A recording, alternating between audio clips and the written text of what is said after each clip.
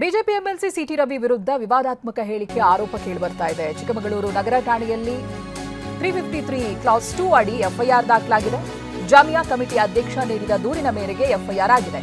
ತನಿಖೆಗೆ ಬರಬೇಕು ಅಂತ ಹೇಳಿ ಸಿಟಿ ರವಿ ಅವರಿಗೆ ಪೊಲೀಸರು ನೋಟಿಸ್ ಕೊಟ್ಟಿದ್ದಾರೆ. ಈ ರೀತಿ ನೋಟಿಸ್ ಕೊಡೋದಕ್ಕೆ ಬಂದಾಗ ಹೈ ಡ್ರಾಮಾ ನಡೆದಿದೆ. ಪೊಲೀಸರ ವಿರುದ್ಧ ಘೋಷಣೆಯನ್ನ ಕೂಗಿದ್ದಾರೆ ರವಿ ಅವರ ಬೆಂಬಲಿಗರು. ನೋಟಿಸ್ ತಗೊಳ್ಳಲ್ಲ ಅಂತ ಸಿಟಿ ರವಿ ಆಕ್ರೋಶ ವ್ಯಕ್ತಪಡಿಸಿದ್ದಾರೆ. ಹಾಗಾಗಿ ಬಂದಿರುವಂತಹ ಕಾಕಿ ಸಿಟಿ ರವಿ ಅವರ ಮನೆಗೆ ನೋಟಿಸ್ ಅನ್ನ ಅಂಟಿಸಿ ವಾಪಸ್ ಹೋಗಿದ್ದಾರೆ. ನೋಟಿಸ್ ಅನ್ನ ಕಿತ್ತು ಸಿಟಿ ರವಿ ಆಕ್ರೋಶ ಹೊರಹಾಕಿದ್ದಾರೆ ಅವರ ಬೆಂಬಲಿಗರು. ವಿವಾದಾತ್ಮಕ ಹೇಳಿಕೆಯನ್ನ ಕೊಟ್ಟಿದ್ರು. ಇದೇ ನೀಟ್ ಪೇಪರ್ ಲೀಕ್ ಪ್ರಕರಣಕ್ಕೆ ಸಂಬಂಧಪಟ್ಟ ಹಾಗೆ ಗಮನಿಸಿದಿರಬಹುದು ನೀವು. ಮುಲ್ಲಾಗಳ ಎದೆ ಸೀಳಿದ್ರೆ 3 ಅಕ್ಷರ ಇಲ್ಲ, ಅವ್ರಿಗೂ ಈ ಪ್ರತಿಭಟನೆಗೂ ಏನ್ ಸಂಬಂಧ, ಪೇಪರ್ ಲೀಕ್ಗೂ ಏನ್ ಸಂಬಂಧ ಅನ್ನೋ ರೀತಿಯಾಗಿ ಸ್ಟೇಟ್ಮೆಂಟ್ ಅನ್ನ ಕೊಟ್ಟಿದ್ರು. ಅದಕ್ಕಾಗಿನೇ ಇವತ್ತು ಅವರಿಗೆ ನೋಟಿಸ್ ಅನ್ನ ಕೊಡುವುದಕ್ಕೆ ಕಾಕಿ ಮನೆಗೆ ಬಂದಂತ ಸಂದರ್ಭ. ನೋಟಿಸ್ ತಗೊಂಡಿಲ್ಲ, ಅವ್ರ ಬೆಂಬಲಿಗರೆಲ್ಲ ಸಾಕಷ್ಟು ಸಂಖ್ಯೆಯಲ್ಲಿ ಸೇರಿದ್ರು. ಆಗ ಕಾಕಿ ಬೇರೆ ದಾರಿ ಇಲ್ಲದೆ ಅವ್ರ ಮನೆಗೆ ಆ ನೋಟಿಸ್ ಅನ್ನ ಅಂಟಿಸಿ ಹೋಗ್ತಾರೆ. ಅಂಟಿಸಿರುವಂತಹ ನೋಟಿಸ್ ಅನ್ನ ಹರಿದು ಅಲ್ಲಿರುವ ಸಿಟಿ ರವಿ ಅವರ ಬೆಂಬಲಿಗರು ಹೈ ಡ್ರಾಮಾ ಸೃಷ್ಟಿ ಮಾಡಿದ್ದಾರೆ.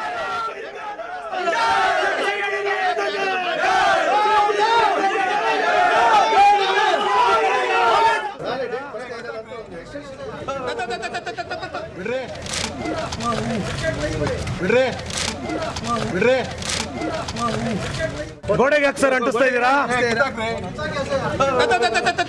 ಬಿಡ್ರಿ ಬಿಡ್ರಿ ಬಿಡ್ರಿ.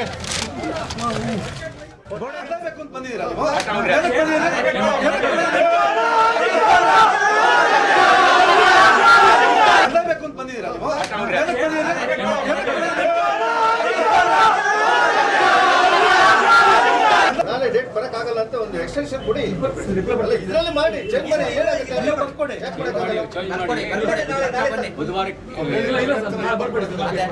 ನಿಮ್ಗೆ ಏನ್ರಿ ಅಷ್ಟು ಬೇಗ ಅರೆಸ್ಟ್ ಮಾಡಲೇಬೇಕು ಅಂತ ಬಂದಿದ್ದೀರಾ?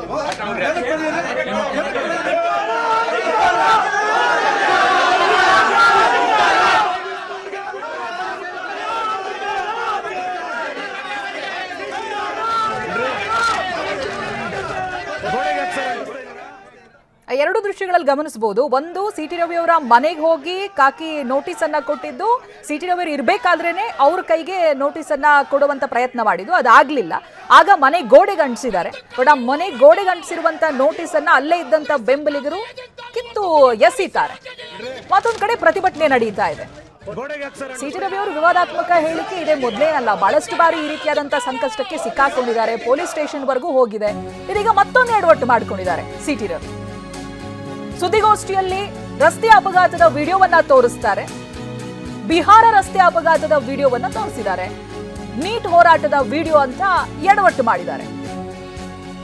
ನೀಟ್ ಹೋರಾಟದಲ್ಲಿ ಮುಲ್ಲಾನಿಂದ ಬೆಂಕಿ ಹಚ್ಚೋದು ಪ್ರಯತ್ನ ನಡೆದಿದೆ ಅನ್ನೋದಾಗಿ ಸಿಟಿ ರವಿ ಮಾತನಾಡಿರೋದು ಮತ್ತೊಂದು ವಿವಾದಕ್ಕೆ ಕಾರಣ ಆಗ್ತಾ ಇದೆ.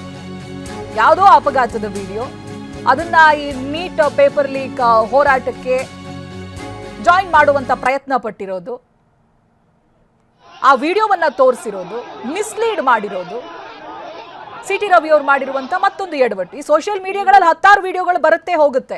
ಬಹುಶಃ ಜವಾಬ್ದಾರಿಯುತ ಸ್ಥಾನದಲ್ಲಿರುವಂತ ಯಾರೇ ಆದ್ರೂ ಆ ವಿಡಿಯೋವನ್ನ ಪಬ್ಲಿಕ್ ಆಗಿ ತೋರಿಸಬೇಕಾದ್ರೆ ಸರಿಯಾದ ತಪ್ಪ ಅನ್ನೋದನ್ನ ನೋಡಿರ್ಬೇಕು.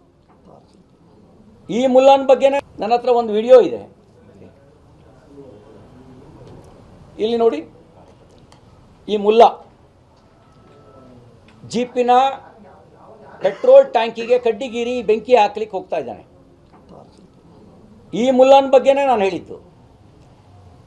ಇಲ್ಲೆಲ್ಲೂ ನಾನು ಮುಸ್ಲಿಮರು ಅಂತ ಹೇಳಿಲ್ಲ, ಮುಲ್ಲಾನ್ ಬಗ್ಗೆ ಮಾತಾಡಿದ್ದೀನಿ. ಯಾವ ಮುಲ್ಲಾನ್ ಬಗ್ಗೆ ಮಾತಾಡಿದ್ದೀನಿ ಅಂದರೆ, ಈ ಪೆಟ್ರೋಲ್ ಟ್ಯಾಂಕರಿಗೆ ಬೆಂಕಿ ಹಾಕಲಿಕ್ಕೆ ಹೋಗಿ ಕಡ್ಡಿಗಿರ್ತಿರುವಂಥ ಮುಲ್ಲಾನ್ ಬಗ್ಗೆ ಮಾತಾಡಿದ್ದೀನಿ. ಈ ಮುಲ್ಲಾನ ಬಗ್ಗೆ ಮಾತಾಡೋದು ಅಪರಾಧ ಆಗುತ್ತಾ? ಈ ಕಡ್ಡಿಗೀರಿ ಬೆಂಕಿ ಹಾಕ್ಲಿಕ್ಕೆ ಹೊರಟಂಥ ಮುಲ್ಲಾನ ಎದೆ ಸೀಳಿದ್ರೆ 3 ಅಕ್ಷರ ಇಲ್ಲ ಅಂತ ಹೇಳೋದು ಮುಸ್ಲಿಮರನ್ನು ಪ್ರಚೋದಿಸಿದಂಗಾಗತ್ತಾ? ನಾನು ಭಾಳ ಜನ ಮುಸ್ಲಿಂ ಮುಖಂಡರುಗಳ ಹೇಳಿಕೆಯನ್ನು ಪೆಹಲ್ಗಾಂವ್ ಏಪ್ರಿಲ್ 22, 2025 ಪೆಹಲ್ಗಾಂವ್ನಲ್ಲಿ ಧರ್ಮ ಕೇಳಿ ಕಲ್ಮ ಪಡೋ ಅಂತ ಹೇಳಿ ಕಲ್ಮ ಹೇಳಕ್ಕೆ ಬರದೇ ಇದ್ದವ್ರಿಗೆಲ್ಲರನ್ನು ಗುಂಡಿಟ್ಕೊಂಡ್ರು. ಕಣ್ಣೀರು ಹಾಕ್ತಿದ್ದಂಥ ಹಿಂದೂ ಹೆಣ್ಮಕ್ಕಳಿಗೆ ನಮ್ಮನ್ನು ಕೊಂದುಬಿಡಿ ಅಂತ ಕೇಳಿದಾಗ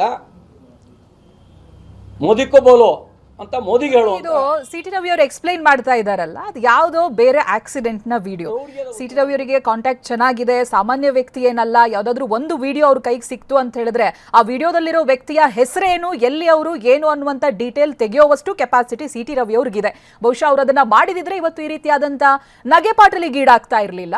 ಯಾವುದೋ ವಿಡಿಯೋವನ್ನ ತೋರಿಸಿ ಆಕ್ಸಿಡೆಂಟ್ ನ ಯಾವುದೋ ಒಂದು ಕ್ಲಿಪ್ ಅನ್ನ ಇಟ್ಕೊಂಡು ಅದನ್ನ ಈ ನೀಟ್ ಪೇಪರ್ ಲೀಕ್ಗೆ ಆಗಿರುವಂತ ಪ್ರತಿಭಟನೆಯ ಜೊತೆ ಜೋಡಿಸೋದಕ್ಕೆ ಹೋಗಿರೋದು, ಜೊತೆಗೆ ಅವರು ಈ ಹಿಂದೆ ಕೊಟ್ಟಿರುವಂತ ಹೇಳಿಕೆಗೆ ಸಮರ್ಥನೆ ಮಾಡ್ಕೊಳ್ಳೋದಕ್ಕೆ ಈ ವಿಡಿಯೋವನ್ನ ಲಿಂಕೇ ಇಲ್ಲದೆ ಇರುವಂತ ವಿಡಿಯೋವನ್ನ ಬಳಸ್ಕೊಂಡಿರೋದು ಏನು ಹೇಗೆ ಅನ್ನುವಂತ ಪ್ರಶ್ನೆ ಹುಟ್ಟಾಕೋ ರೀತಿಯಾಗಿ ಮಾಡ್ತಾ ಇದೆ. ಯಾಕೆ ಸಿ.ಟಿ. ರವಿ ಅವರಿಂದ ಹೀಗಾಯ್ತು ಅಂತ ಅಶ್ವಿತ್ ಪ್ರತಿನಿಧಿ ಈ ಬಗ್ಗೆ ಮಾಹಿತಿಯನ್ನ ಕೊಡ್ತಾರೆ.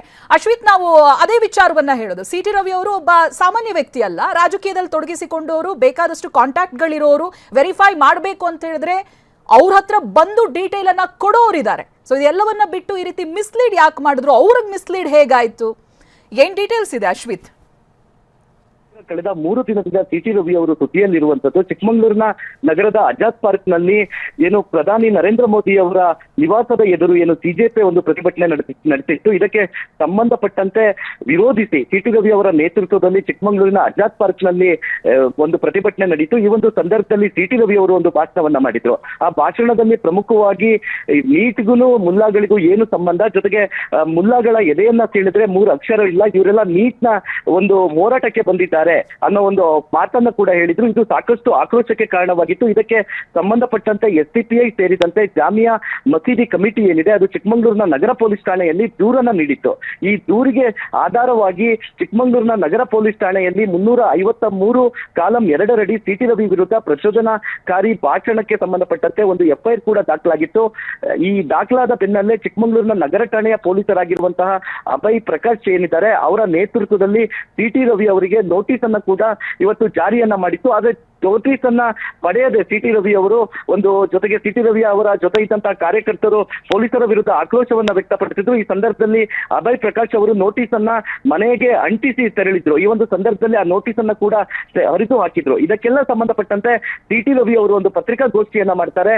ನಾನು ಮುಸ್ಲಿಂ ಸಮುದಾಯದವರ ಬಗ್ಗೆ ಮಾತನಾಡಿಲ್ಲ, ಕೇವಲ ಬಿಜೆಪಿ ಪ್ರತಿಭಟನೆಯಲ್ಲಿ ಬೆಂಕಿಯನ್ನ ಹಚ್ಚಲಿಕ್ಕೆ ಯತ್ನ ಮಾಡಿದಂತಹ ಒಬ್ಬ ಮುಲ್ಲಾ ಬಗ್ಗೆ ಮಾತನಾಡಿದ್ದೇನೆ ಅಂತೇಳಿ ಒಂದು ವಿಡಿಯೋವನ್ನ ಬಿಡುಗಡೆಯನ್ನ ಮಾಡ್ತಾರೆ. ಆ ವಿಡಿಯೋದ ಸತ್ಯಾಸತ್ಯತೆಯನ್ನ ತಿಳಿಯೋದಾದ್ರೆ ಚೈತ್ರ, ಅದು ಬಿಹಾರದಲ್ಲಿ 8 ದಿನದ ಹಿಂದೆ ರಸ್ತೆ ಅಪಘಾತ ಸಂಭವಿಸುತ್ತೆ. ಆ ಒಂದು ಸಂದರ್ಭದಲ್ಲಿ ಉದ್ರಿಕ್ತರಾದ ಗುಂಪು ಏನಿದೆ ಅದು ಕಪ್ಪು ಬಣ್ಣದ ಜೀಪ್ಗೆ ಬೆಂಕಿಯನ್ನ ಹಚ್ಚಲಿಕ್ಕೆ ಯತ್ನ ಮಾಡುತ್ತೆ. ಇದು ಸೋಷಿಯಲ್ ಮೀಡಿಯಾದಲ್ಲಿ ಸಾಕಷ್ಟು ವೈರಲ್ ಆಗಿರುವಂತದ್ದು. ಪ್ರಮುಖ ಸುದ್ದಿವಾಹಿನಿಯಲ್ಲೂ ಕೂಡ ಈ ಒಂದು ಸುದ್ದಿ ಬಂದಿರುವಂತದ್ದು.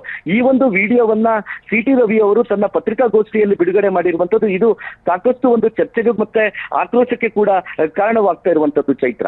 ಓಕೆ, ಥ್ಯಾಂಕ್ ಯು ಅಶ್ವಿತ್ ಮಾಹಿತಿಗಾಗಿ.